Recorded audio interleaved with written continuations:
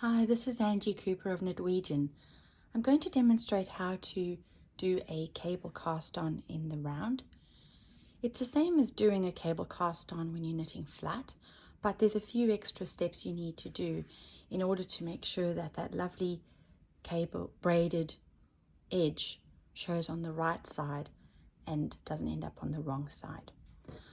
So this is my next chapter cowl, and I've included a link to the pattern in the description below. This is the cable cast on that I demonstrated in a previous video, and as you can see there's a lovely braided edge.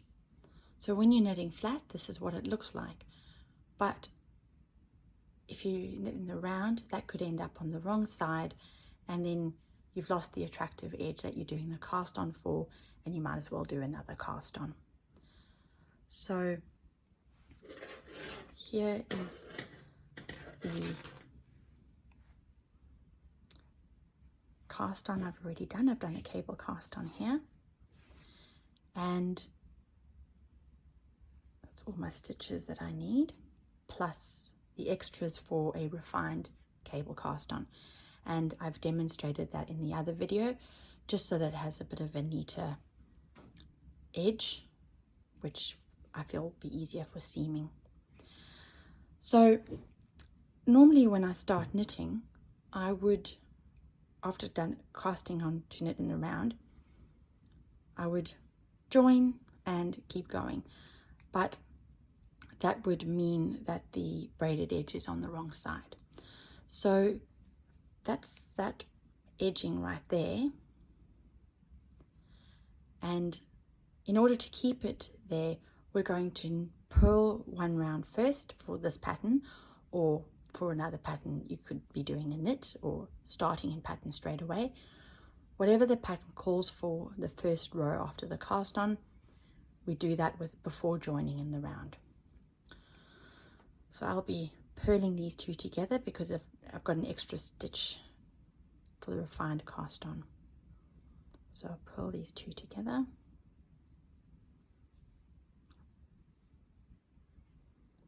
Okay, I'll just purl a few.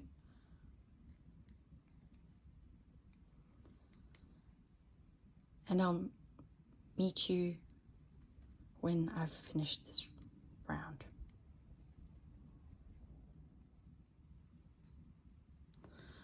I'm coming to the end of the round now.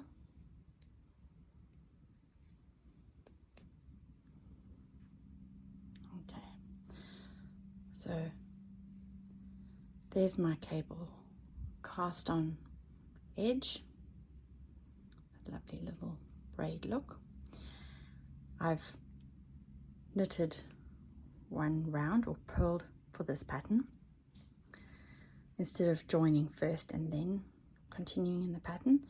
So I'm just making sure now that my stitches aren't twisted on the needle before I join, because now we'll be joining once we've done this first row. So I'm just laying it down, making sure that all my stitches are not twisted.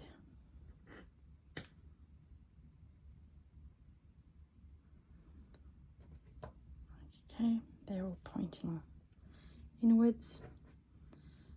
Now at this point, I'm going to put a beginning of the round marker to mark the start of my next round. I'm going to make sure I'm not going to knit with the tail. Still not twisted. And now I'm just going to carry on knitting, which will automatically join my knitting in the round.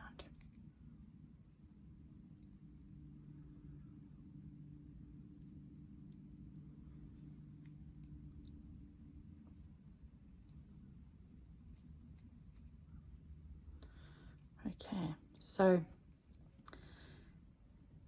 now for the rest of the pattern, I'll continue working in the round. It's also great because it meant that that first row also stabilized my knitting. So there you can see the gap, and my tail, when it comes time to weave my tail in, all I will do is stitch those two closed so that I can weave the ends in and close up that gap at the same time. And it's no extra seaming, it's the same as what you would need to weave your tails in. And there you go. Thank you very much for watching my video. If you've got any feedback or questions, feel free to leave comments below the video. Thank you.